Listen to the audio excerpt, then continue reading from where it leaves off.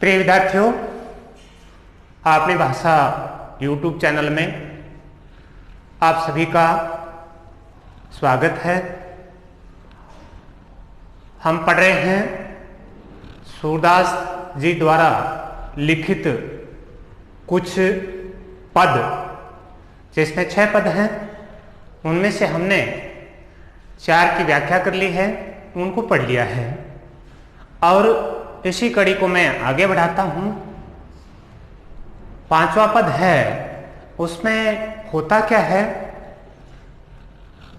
उद्धव जी हैं वो गोपियों को एक तो योग संदेश देने की पूरी कोशिश करती हैं जो स्वास्थ्य के लिए होता है। दूसरा, उनका ज्ञान बढ़ाने के लिए ज्ञान संदेश में वो बार बार निर्गुण, निराकार, परम ब्रह्म परमेश्वर की चर्चा करती हैं।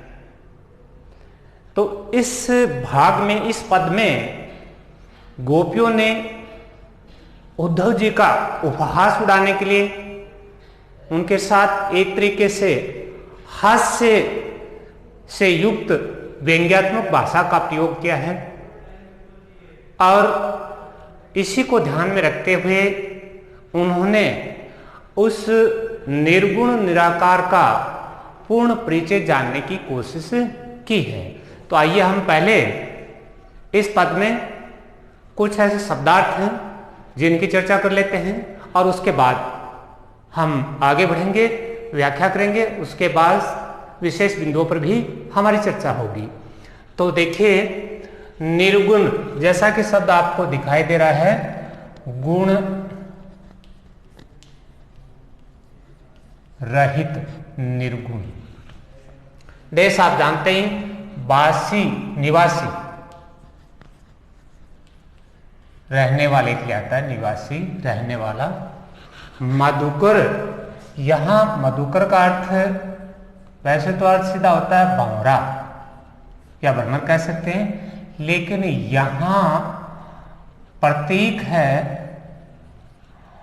वो श्री कृष्ण का है। माध्यम बनाया गया है क्योंकि बार बार बीच में ये इस भाग का या जो सूरदास जी के पद हैं उनका शीर्षक भी देखिए, भ्रमर गीत से चयनित कुछ पद, यानी भ्रमर को, भंवरे को माध्यम बनाया गया है जो लगभग गोपियों और उद्धव के संवाद के वक्त वहां मंडराता रहता है, जिसको वो माध्यम बनाती हैं। तो उसी भंवरे के लिए आया, लेकिन यहाँ प्रतीक किसका है, वो भंवरा श्री कृष्ण तक संदेश पहुंचाने का। हंसी माने हंसी होती है समुझाए, सोहै, सोहै का अर्थ होता है सौगंध।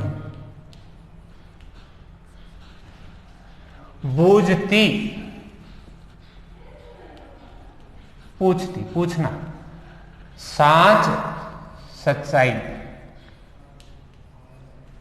सच सच। हंसी, हंसी या मजाक, हम हंसी नहीं, हंसी।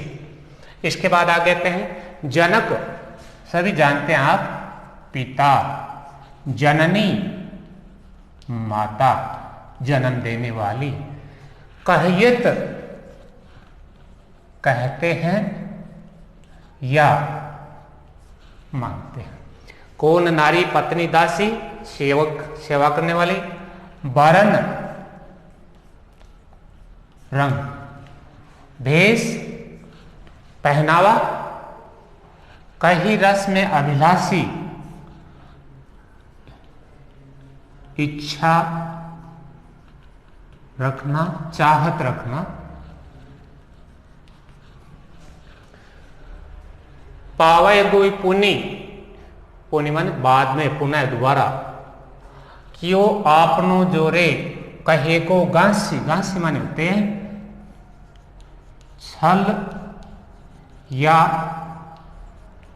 कपटपूर्ण बातें। सुनत, सुनते ही मौन, चुप होना। हवई, हो गयो या हो गया। रहो, रह गया। ठगो, ठगवा। सूर, सभई, सबकी। मति मानी बुद्धि, यहां आप चतुराई भी ले सकते हैं। नासी मानी नष्ट होना या खत्म होना। तो ये कुछ शब्दार्थ थे। अब अपन करते हैं व्याख्या की चर्चा। देखिए सबसे पहले यहां क्या है, देखिए गोपियां हैं वो निर्गुण निराकार ईश्वर का संदेश देने वाले या उनके बारे में ज्ञान देने वाले उद्धव जी से पूछते हैं क्या आप बार बार निर्गुण निराकार ईश्वर की चर्चा करते हैं, उनके बारे में हमें बताते हैं। तो हमें पहले आप हमें उनके बारे में पूरी जानकारी, पूरा परिचय बता दीजिए और हम फिर पूर्ण रुचि के साथ उनके बारे में जानने की कोशिश करेंगे। आपका ज्ञान को ध्यान से सुनेंगे, लेकिन पहले आपको हमारी बात माननी होगी।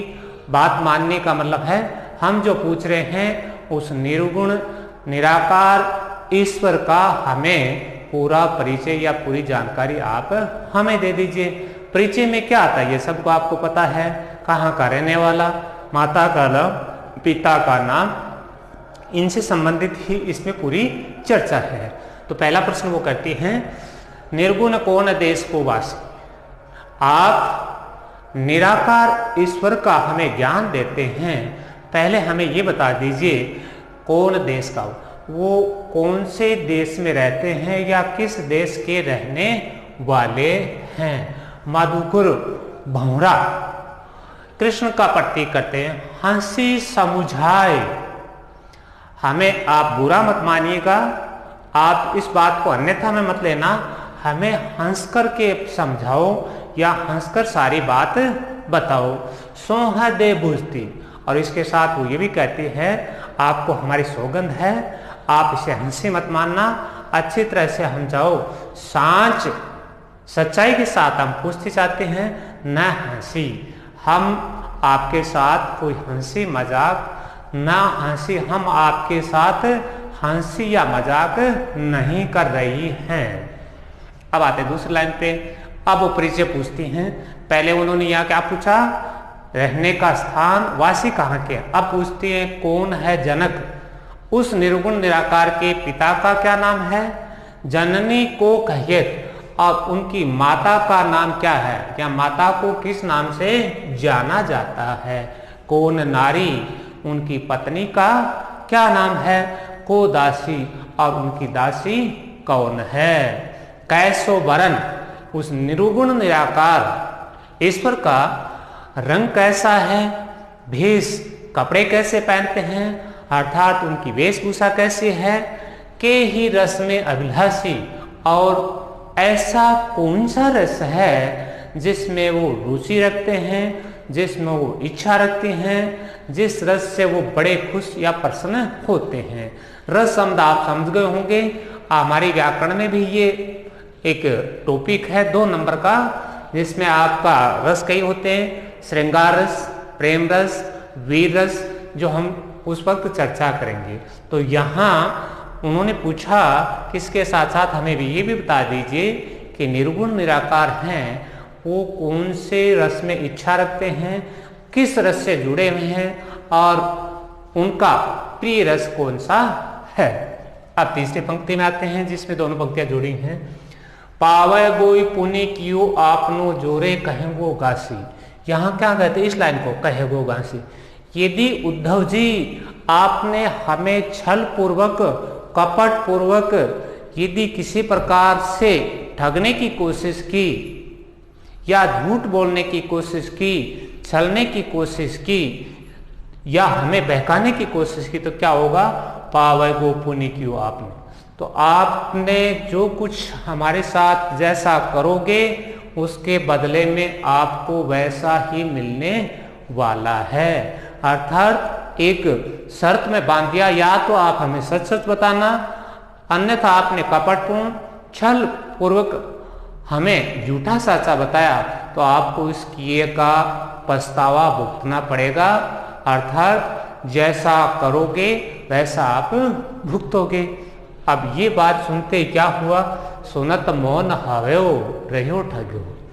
जब उद्धव जी ने ये बात सुनी, सुनते ही चुप हो गए।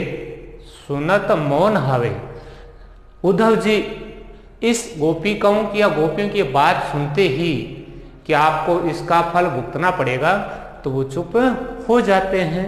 रहो ठग्यो, और ऐसा महसूस कर रहे हैं जैसे वो ठगे गए या उनके पास इस प्रश्न का कोई उत्तर नहीं बनता है, या वो इस प्रश्न का वो उत्तर देने में सक्षम नहीं, असक्षम हो गए।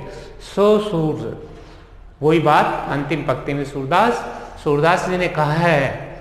सूरदास जी के अनुसार सबे मति नासी, अगर आपने हमारे साथ झूठ बोला, कपटपूर्ण व्यवहार किया, तो आपकी जो बुद्धि है, आपकी जो चतुराई है, आपकी जो चालाकी है, वो सब कुछ नष्ट हो जाएगी या खत्म हो जाएगी। लेकिन जब निर्गुण निराकार के बारे में ये पूछा, ये सारी बातें ऊपर पूछ ली, अब उद्धव जी की ये समस्या हो गई कि उन्होंने इस शर्त में बांध दिया कि यदि आपने छल किया, कपट किया, तो आपको इसका परिणाम भुगतना पड़ेगा, या आपको इसका निश्चित रूप से पछतावा सहन करना ही पड़ेगा, जो आपके जीवन के लिए कष्ट में भी हो सकता है। अब वो मौन क्यों हो गए? मौन चुप इसलिए हो गए क्योंकि निर्गुण निराकार है, जिसका आकार ही नहीं, जो गुण रहित है, उसके माता पिता भेष नारी दासी ये कहाँ से होंगी? इस कारण से वो चुप हो जाते हैं, उनसे कोई उत्तर नहीं बनता है। और दूसरी बात, सबे मत नासी, यदि चतुराई चालाकी की, तो आपके पास जो ज्ञान है, आपके पास जो बुद्धि है, आपकी वो सब कुछ खत्म हो जाएगी। इस प्रकार इन 6 पंक्तियों को या इस पद का जो 5वां भाग है, इसका हमने व्याख्या कर ली। अब आते हैं इसके विशेष बिंदु पर। सबसे पहले भाषा देखो इसमें कैसी है, वही चल साहित्यक ब्रज भाषा का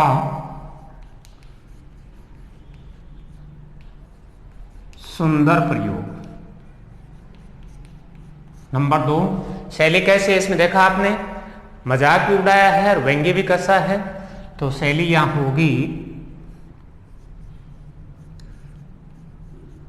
व्यंग्यात्मक,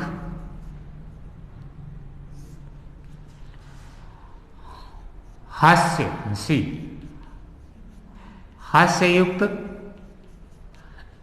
एवं साथ साथ रोचक भी है, यानी रुचि भी है। उनकी वार्तालाप से आप देख रहे हैं बड़ा इंटरेस्ट, बड़ा मजाक वाला सी पद लगता है, जिसमें हंसी के साथ साथ रुचि भी बनती जा रही है। अलंकार आपको पूछने की जरूरत नहीं है, हर बार लगभग हर पद में आपको अनुप्रास मिलेगा, इसलिए एक बिंदु तो आपका विशेष में बन ही जाएगा।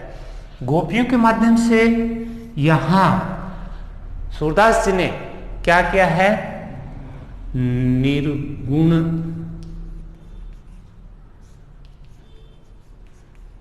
निराकार भक्ति का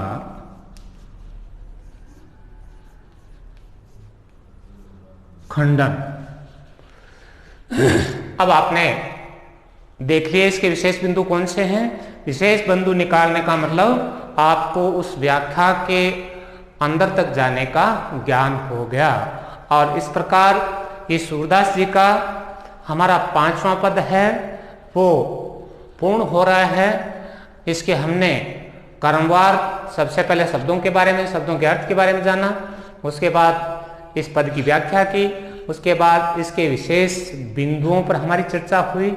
इस प्रकार सूरदास जी का ये 5वां पद है वो पूर्ण होता है। आज के इस बिंदु को या इस पद को मैं यहीं विराम देना चाहता हूँ। आप सभी को बहुत बहुत धन्यवाद।